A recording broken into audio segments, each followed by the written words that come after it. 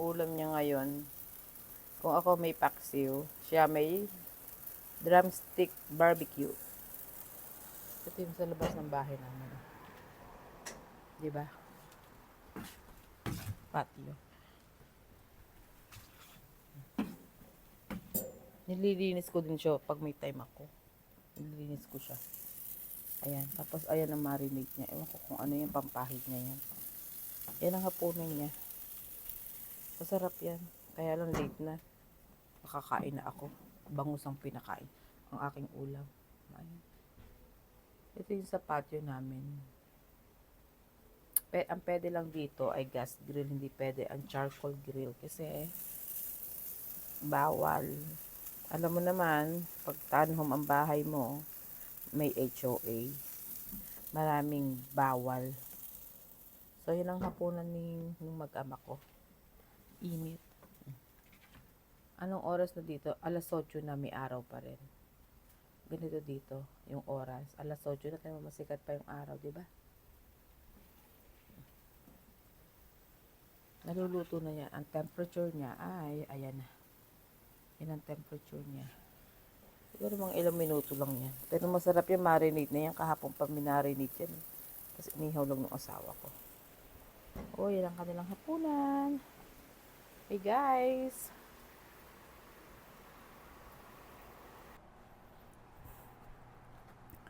Ay guys, finally. Nakatapos na ako ng mga gawain kong bahay. Pwede nang kumain ng katulong. Pwede nang kumain ng katulong.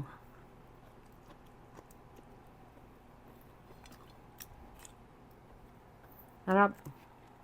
Ang tawag yung may ako siya tawagan. Yung kapatid ko. Sarap niya.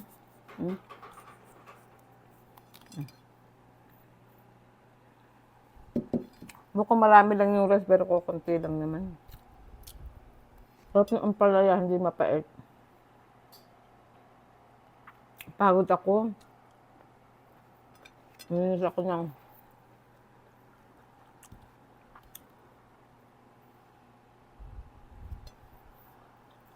para kakapture ko na lang yung yung aking picture. Ano ko na lang mamaya sa snapshot ko na lang. Sarap na ampalaya.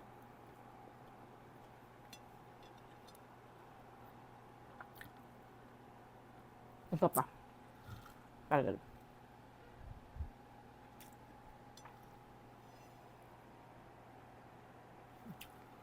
Kasi kakapture ko na lang dyan. Wala kasi akong Sa totoo lang, gusto ng asawa ko siya magkakamera. Ang problema, matangkad siya. So, sobrang liit yung tingnan. Alam niyo yun, no?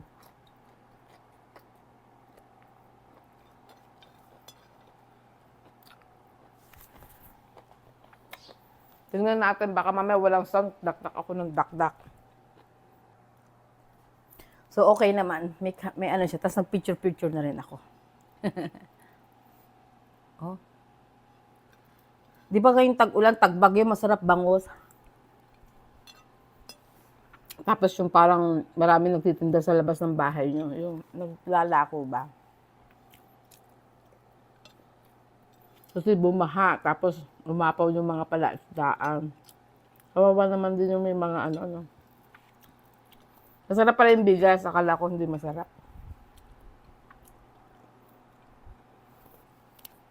Ang sarap niya. Worth it yung pagod ko pamamalengke kahapon. Kasi tumatawag yung asawa ko.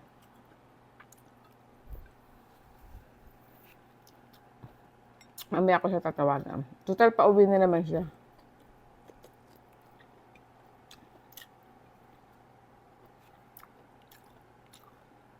Ang sarap. Tapos mainit yung kanin. Lalo lang tumaktak yung pawis to. Masusaw-saw niya. Yan, patis na may... Ngayon na ako nagpatis. Hindi talaga ako palapot. Kaya lang, syempre, paksiw yan. Ayaw mamiss yung paksiw, di ba?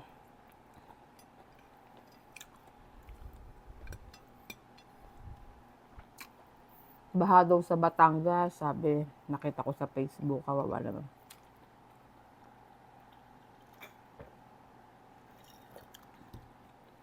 Ganyan ako lagi uminom, lagi may tulog. Harap.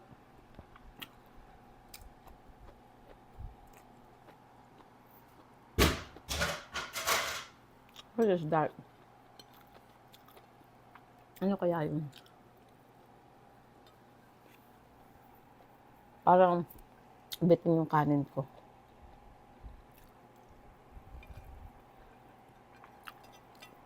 Kuha pa tayong konting kanin. Total first meal ko naman to.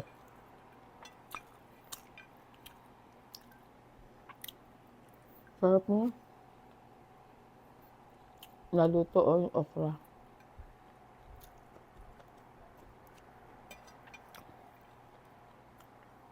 Mm-hmm. Ang bilis kong kumain, ano? Alam mo kapag sa buffet, malaki yung kinikita ng buffet sa amin. Kasi mabilis din ako mabusog.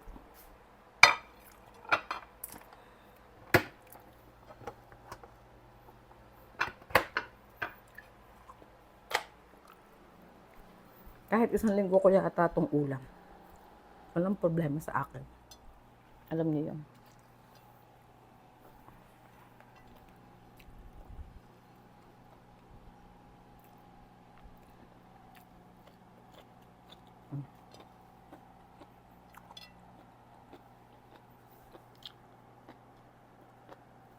Kaya lang bibigyan ko yung kaibigan ko ng dito, si Ate Judy, nagbigay sa akin ng mga sapatos.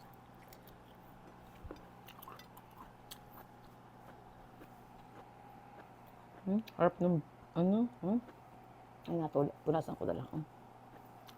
Tumulo siya. Matapon.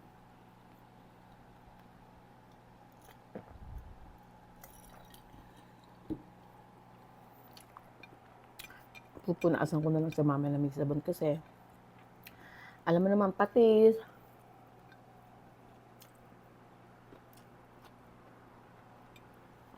Harap ng okra.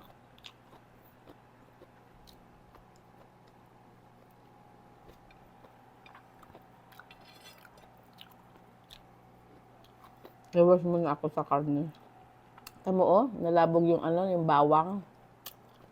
Di ba buo-buo ko siyang nilagay kanina?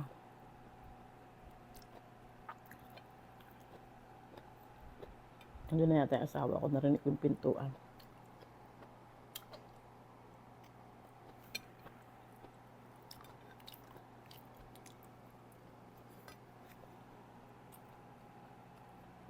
Magsusumba sana ako, kaya lang, sobrang dumi ng bahay namin. Kailangan kong malinis, kailangan refresh sa aking pakiramdam. Kaya hindi ako nagsumba. Actually, pwede pa naman. Ang sumba yata 5:30. Eh, ano pa lang naman. 5 o'clock pa lang. Kaya lang, kumain na ako. Iidlip na ako kasi may pasok ako mamayang gabi. Mga 6 ako makakatulog. Hindi na ako doon sa trabaho na ako mag-e-edit.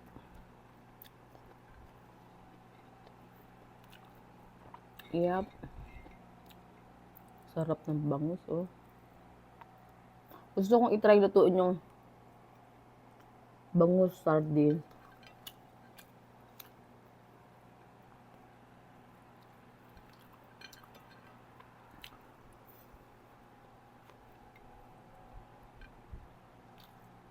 Mainit yung kanin. Mabilis nga doon na yung baterya ko. Hindi wala, patapos na naman ako.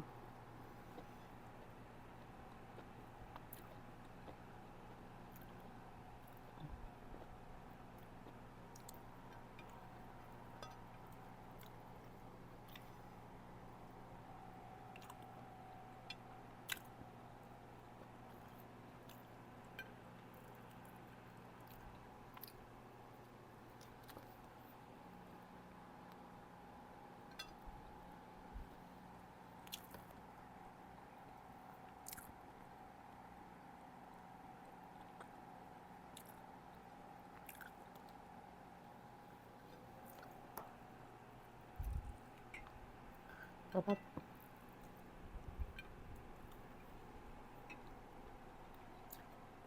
Mas masarap kung may kasalo, di ba? Balik kasalo ko naman kayo. Comment naman kung saan nakakaabot yung yung video ko, kung taga saan kayo. Meron akong bagong subscriber, taga Saudi daw siya, taga Jeddah yata yung sabi niya. Thank you po for watching. Ingat kayo dyan lagi, tsaka yung mga taga UAE. Meron din taga Kuwait, bago ko daw siyang subscriber.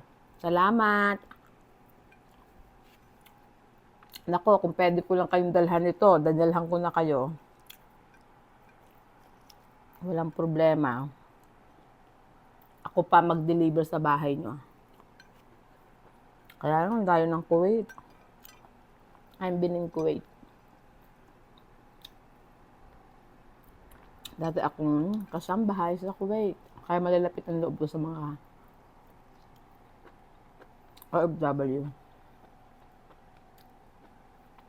Nararamdam ko yung pagod nila.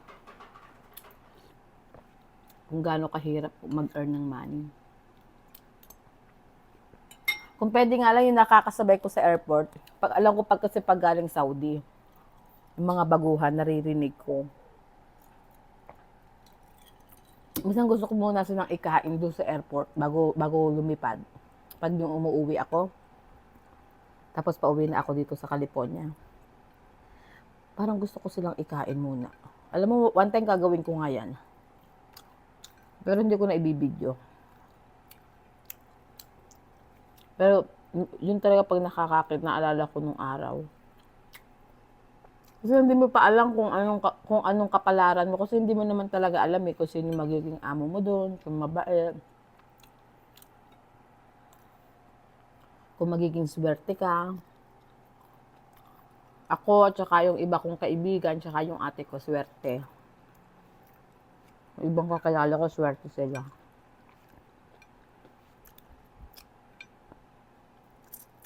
Talagang, parang parang magpapakasal ka.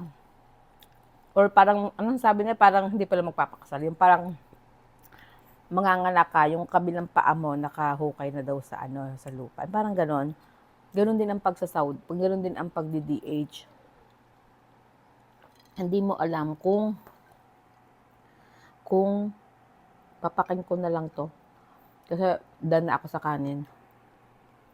Hindi na ako pwede magkanin. Kung hindi ako makakatulog.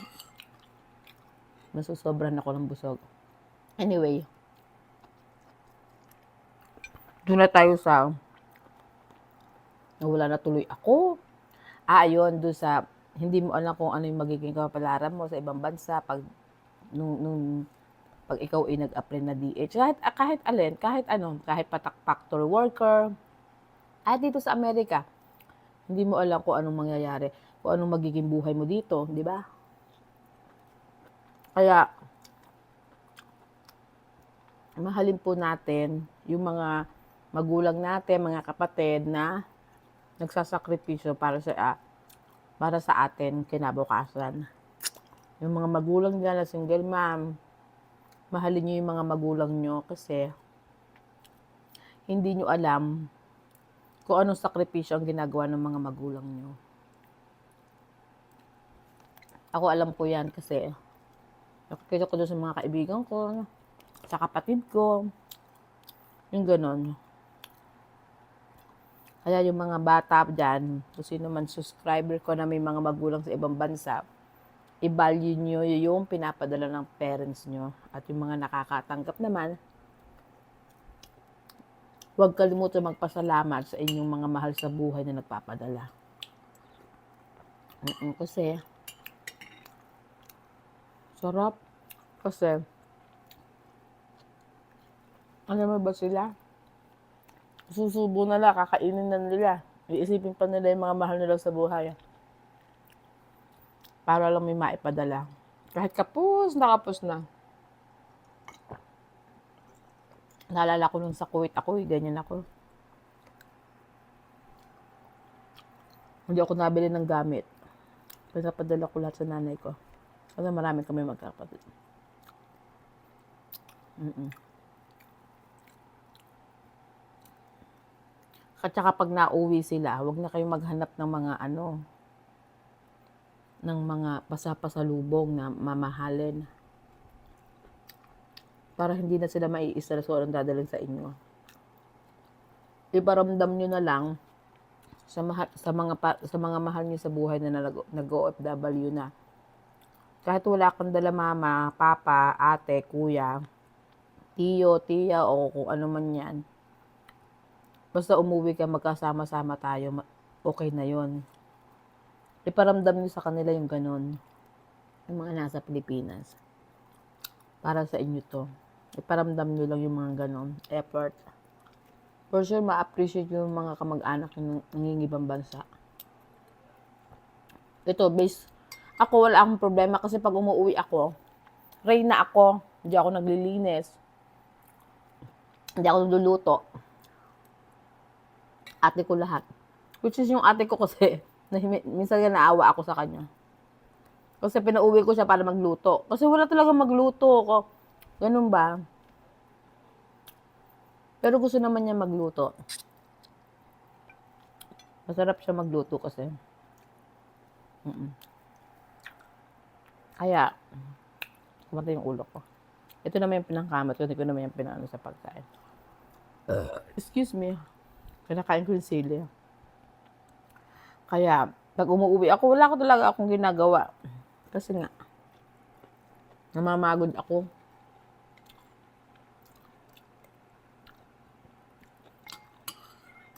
Minsan naawa ako dun sa ibang kapatid ko na nag-OFW kasi uuwi sila. Kaya minsan kunukuhan ako sila ng labandera. Ayun pa na yung mga damit nyo. Para enjoy lang kami ang bakasyon. Itong last na uwi ko ng June, lahat kami umuwi kami magkakapatid. 3 lang naman kami. Yan, nasa ibang bansa. 3 kami nasa ibang bansa. Tapos,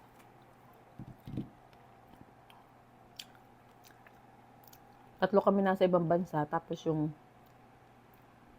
panganay naming ate, hindi pa niya kauwian. Hindi pa siya uuwi. Ay umuwi yung anak niya. Naawa naman ako. Sabi ko, magpaalam siya sa amo niya, bibilang ko siyang ticket. Kasi pag sagot niya ang ticket, walang problema. Wala siyang problema. Pinapayagan siya. Basta walang pasok ang mga bata. Eh sinabi ni ate, bibilhan daw, sabi niya, babilhin siya ng kapatid niya ng ticket. Sabi, nagpaalam siya sa amo niya. Sabi niya, ma'am, uuwi po, pwede ba ako magbakasyon kasi uuwi po yung mga kapatid ko tsaka yung anak ko. Eh ngayon, pwede bang, sabi ng ate ko, pwedeng umuwi. Bibilhin ako ng ticket ng ate ko. Ng kapatid ko. Pumayag naman yung amo niya. Pwede nakauwi yung ate ko. Kompleto uli kami.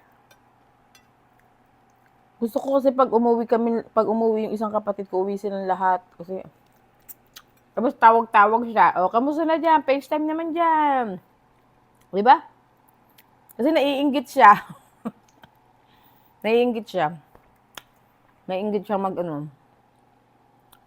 Naiinggit siya sa amin kasi kain-kain kami. Tapos siya, malayo siya.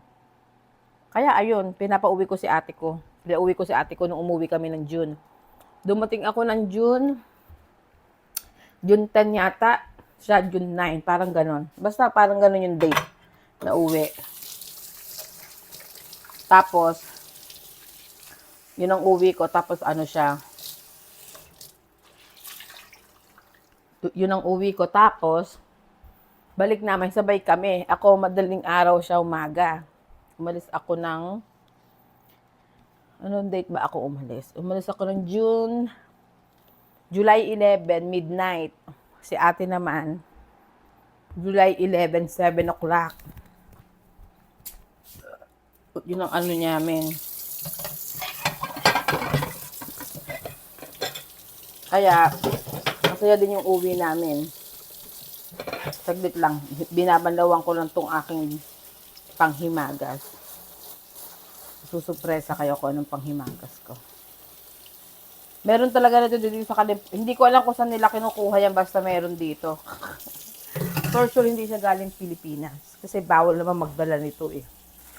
Hulaan nyo. O puro, puro si hula. Ayan. Ihugasan ko lang. Sana hindi mabulok.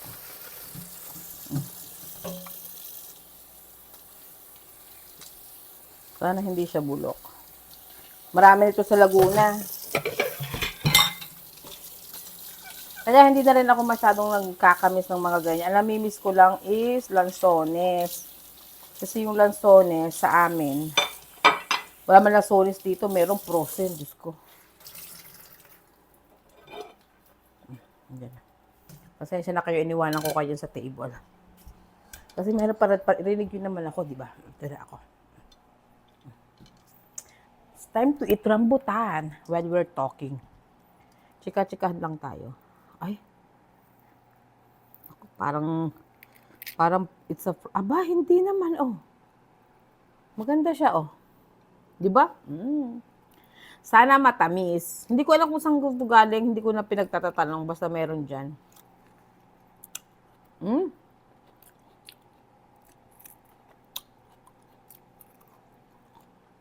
Not too bad.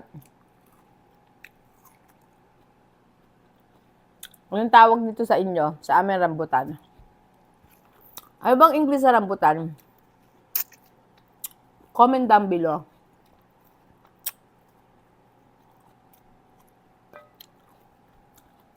Dati, kaya gusto ko lang mag-OFW. Dahil gusto ko lang sumakay ng aeroplano. Bata pa ako nun. Di ba pag yung sa Middle East, yung may, parang 6 o'clock yata yun, yung may natunog na yung kampana, yung parang gano'n, yung parang may naugong. Akala ko dati, multo. Takot ako dun dati. Hanggang sa nasanay na ako.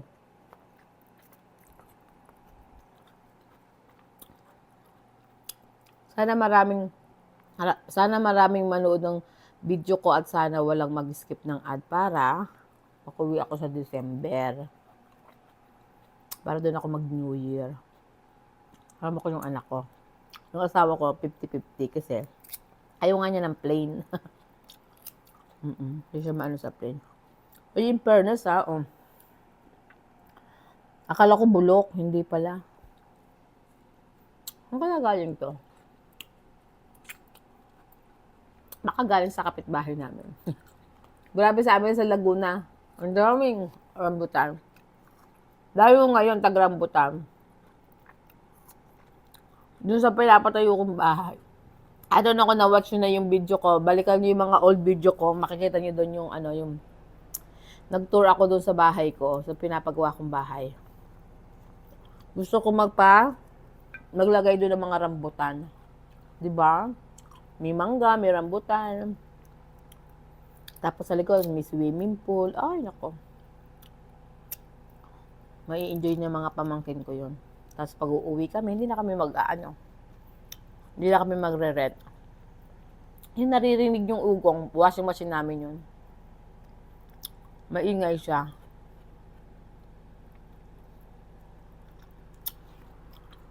Grabe. Ang init sa labas. Okay na ako, makatikim lang ako. Ilan yung nakain ko? 4.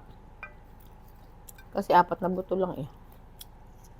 I-share ko din yan kay Ate Judy. Bibigyan ko din siya.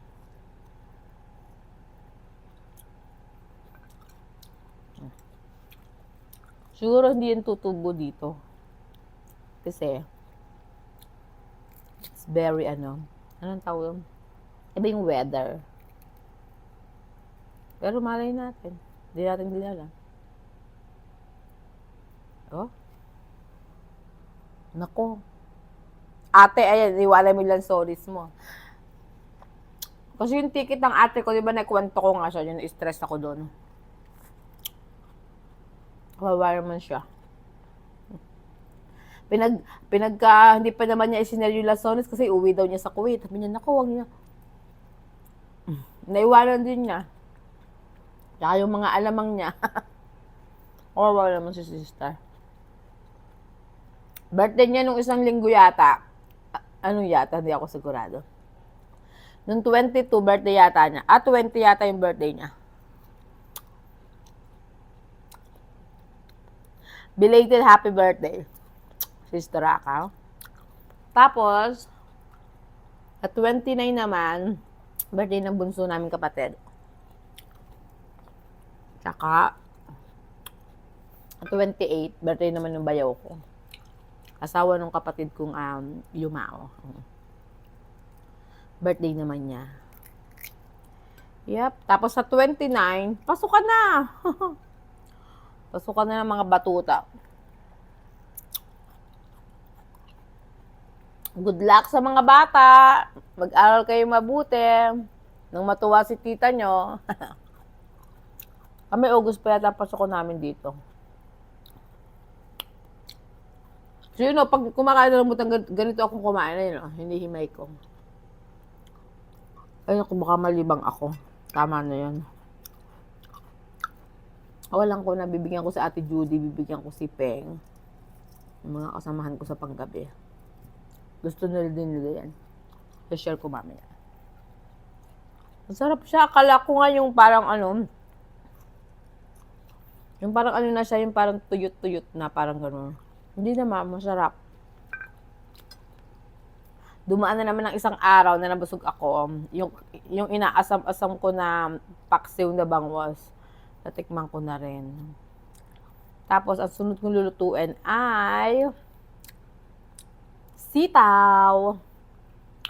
I-air fry ko yung pork belly bago ko siya isutay. Kasi, pag isinutay ko siya ng hindi air fry, oh my goodness, ang mantika niya, ang dami. So, marami din yung sitaw na yun. Kaya, i-share ko din yung kay Ate Judy. Para hindi naman ako araw-araw sitaw ang ulam. Tsaka paksiw. Diba? Para share your blessing. Sharing is caring. O, diba? Charger. Hi, Kevin! Jessica, kamusta na kayo? Si Miss A, si Jed, Idaho yata si Jed o Ohio. Alam mo, hindi ko pa rin ako sure kung taga saan si Jed. Si Jed po, yung katabi ko po nung kasala ni Jessica, yung naka-blue. Siya. Nung katabi ko, nung nagbablog ako, magkatabi kami sa table. Grabe siya. Alam niya lahat yung mga storya ng mga vlog ko. Kaya niya ikwento lahat. Lahat ng pinapanood niya kasi. Thank you, Jed. You know, Ate Judy, love you. Siya yung una kong na-meet na na subscriber ko. Ay, si Miss A din. Hi, Miss A, kamusta ka na? Miss you. Tsaka sino ba? Na Ate Christina, hello, and the husband, and tsaka yung kids mo. Naku, kung malapit ka lang, Ate Christina, drive ka na dito, pick upin mo bukas yung paksiw na bangos. Malapit lang naman, Ate Remy. One of these days, Ate Remy, mag-drive ako sa inyo. Dalang kita ng niluto ko. Pag nagluto ako ng kare-kare na lang para sosyalin. Diba?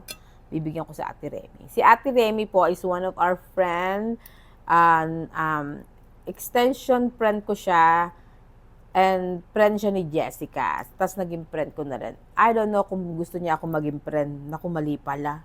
Baka mamaya ayaw naman niya ako maging friend. Diba? So, Ate Remy, pwede mo baga ako maging friend? So, anyway, pag si Ate Remy pumayag na, okay, friend tayo. Dalhan ko siya ng kare-kare, tsaka si Ate Jane. Dalhan ko si Ate Jane ng kare-kare ko. Excuse me, dapat weekend para, excuse me, my goodness, I'm so full. Para pagka yung dinalhan ko sila, weekend, pagkaluto, may drive ko. Kasi pag ako maghatid ng pagkain, punta kay Ate Christina. Tapos, si Ate Jane sa trabaho na lang niya kasi medyo malayo yung bahay niya sa Monterrey pa yun. Tapos si Ate Christina, si Ate Remy, yung tatlo, di ba? Nakalimutan ko si Frances. Si Frances, nakalimutan ko, hindi ka mag-alala, hindi kita nakalimutan. Bibigyan din kita ng kare-kare. Saka si Rachel, Sino pa nakalimutan ko? Ay, pinangako ko din to ko na kina Kuya Charlie, tsaka kay Ate Princess. O, bibigyan ko din si Ate Princess. Kasi taga dito lang naman sila. So, bibigyan ko sila ng kare-kare. Kasi I promised that before I remember. So, pag nagluto ako, naku, makakalimutan nyo lahat ng naaalala nyo. Oo. Magluluto ako one of this day. One of this day lang yun na walang promise na date. Kasi nga, bumabawi tayo sa trabaho. Tapos, mahirap din pag nagbablog ka araw-araw kasi sa gabi mag-audit, mag-e-edit, 'di ba? O kaya sama nga kayo sa kusina na matapos na ako kasi maghuhugas ako ng kamay. Sama na kayo dito para hindi na mabitin yung ating kwentuhan. O pag nagluto ako ng kare-kare Ate Remy, bibigyan ko kayo. Bibigyan ko kayo ng kare-kare para matikman niyo yung kare-kare ko. I can say, at saka ipinagmamalaki ko talaga yun, kahit hindi niyo pa natitikman. Kasi, masarap talaga ako magkare-kare. Native na kare-kare yun. Yung talaga siya. Yung native na luto, walang lahok na na kare-kare mix. Hindi ako nagkakare-kare mix. Excuse me. Hindi. Minsan hindi rin ako gumagamit ng peanut butter, yung nabibiling peanut butter na hindi. Talagang giniling niya mali. Talagang yung ginrind siya na hanggang maglapot-lapot na. Tapos nilalagyan ko siya ng secret ingredient ng Taga Laguna, ang pampalapot. We don't use harina. Hindi kami nagamit ng harina pampalapot o cornstarch hindi. Pag nagluto ako, makikita niyo kung ano yon. Naku, maghapon, kung magluto ako, kasi hindi ako nagamit ng rice cooker. Hindi ako nagamit ng hindi ako gumagamit ng pressure cooker. Kasi iba yung lambot niya doon pag pressure cooker. Iba yung niya. Iba yung tawag dyan. Iba yung lambot niya. Ano ba tawag doon? Hindi siya yung parang lambot sa pilit ba? Kaya hindi ako nagamit. Ang ginagamit ko yung mabigat kong yung mabigat ko na lutuan. Yung cast iron.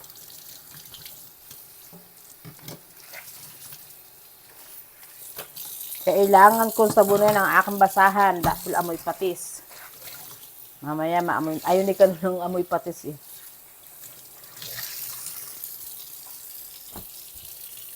Diba? Punas-punas lang. Inaantok na ako kasi busog na. Alam niyo yung pagbusog na kayo. Pag busog na kayo, gusto niyo na matulog. Gusto niyo nang matulog. Gusto niyo nang ipikit ang inyong mga mata. Kasi nga busog na. Di ba? Kaya hindi ako talaga naglilinis, hindi ako kumakain tapos maglilinis, no. Kung hindi, naku po. Wala akong matatrabaho. As in, wala talaga. Walang matatapos. Kasi kapag kakain mo, baka maghugas ng plato, hindi ako makahugas ng pinagkainan ko. Kasi iisipin ko, maglilinis din naman ako mamaya na yan linisin. Yung ganun ba? O tanong mo, habang nandito ako sa baba, kumain, naglinis ng banyo. Naglalaba ako ng malalaking tuwalya. Yung mga bath towel. Yung mga bath towel, nilabhan ko na.